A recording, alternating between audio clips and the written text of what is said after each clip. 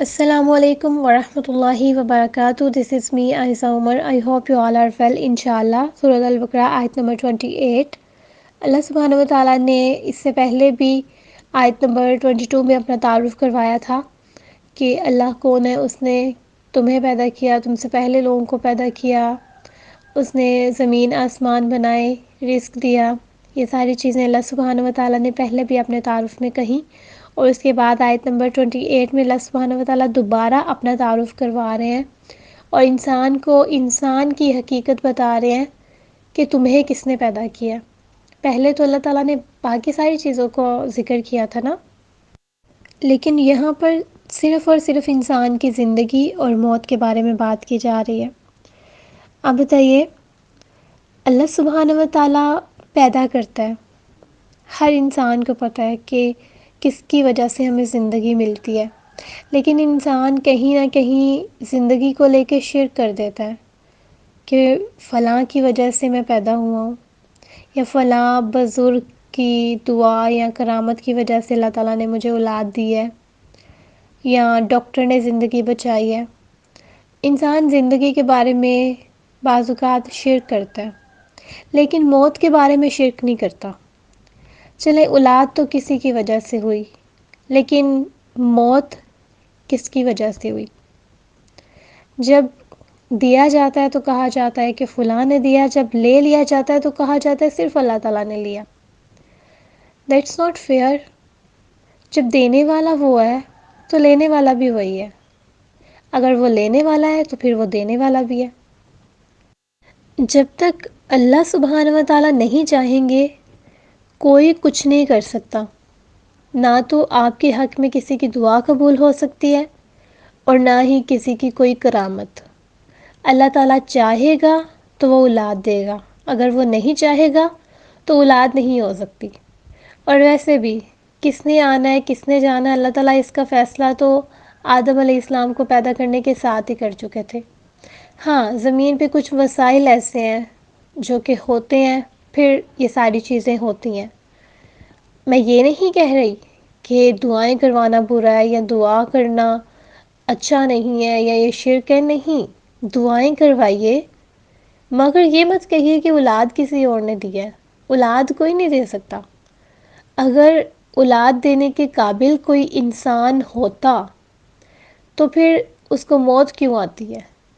وہ خود کو زندگی کیوں نہیں دے سکتا؟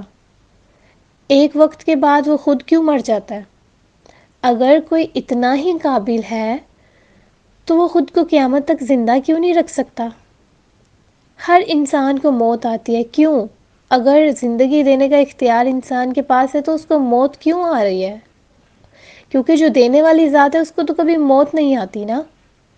اگر زمین پر کسی کو کوئی اختیار ہے ان ساری چیزوں کا تو پھر اس کو موت نہیں آنی چاہیے، کیونکہ یہ صفت ہے، پھر دینے والے کی صفت ہے کہ اس کو موت نہیں آئے گی. اور آج تک آپ نے یہ صفت صرف اللہ سبحانہ و تعالیٰ کی دیکھی ہے. کوئی بھی انسان ایسا نہیں ہے جو کہ اب تک زندہ ہے، جو کہ ازل سے زندہ تھا. اللہ سبحانہ و تعالیٰ آیت میں کیا کہہ رہے ہیں؟ کیف تکفرون، تم اللہ تعالیٰ کا کیسے انکار کر سکتے ہو؟ کنتم امواتن، تم پہلے مردہ تھے. فاحیاکم، پھر تمہیں زندہ کیا.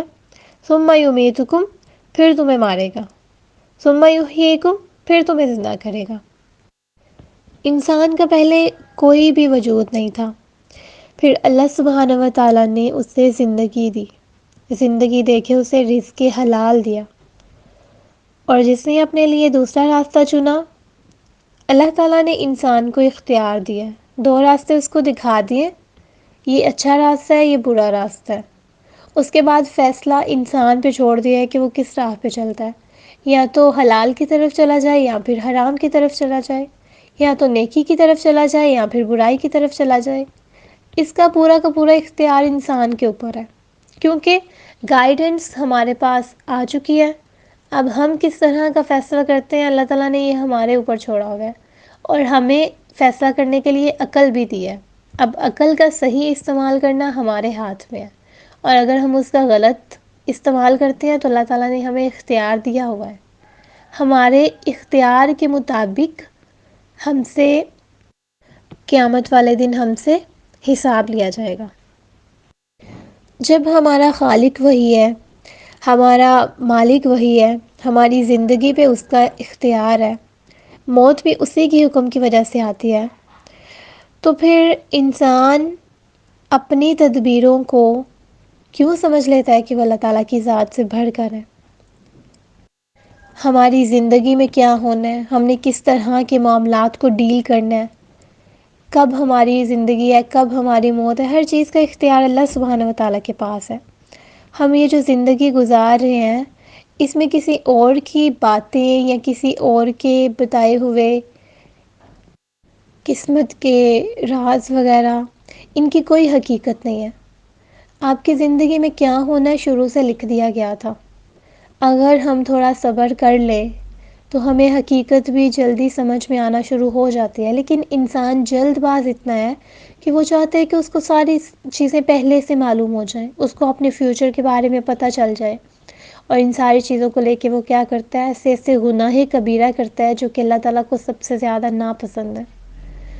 اپنی زندگی میں صبر کرنا سیکھیے، تھوڑا وقت گزاریے، ان سارے معاملات کو ڈیل کریے، یہاں تک کہ اللہ سبحانہ و تعالیٰ آپ کے حق میں بہتر کر دیں، اور جو بہترین ہے وہ آپ کے اوپر واضح کر دیں۔ ان ساری چیزوں کو لے کے اپنے اوپر ٹرسٹ کرنا اور اللہ سبحانہ و تعالیٰ کو پیچھے چھوڑ دینا سب سے بڑی حماقت ہے جو کہ انسان کرتا آ رہا ہے۔ کیا انسانوں کے لیے لازم نہیں ہے کہ وہ اللہ تعالیٰ کے اوپر ایمان لے کے آئیں، اس کا خوف رکھیں، لیکن ساتھ ہی امید بھی ساری کی ساری اسی سے رکھیں، اس کا شکر ادا کریں؟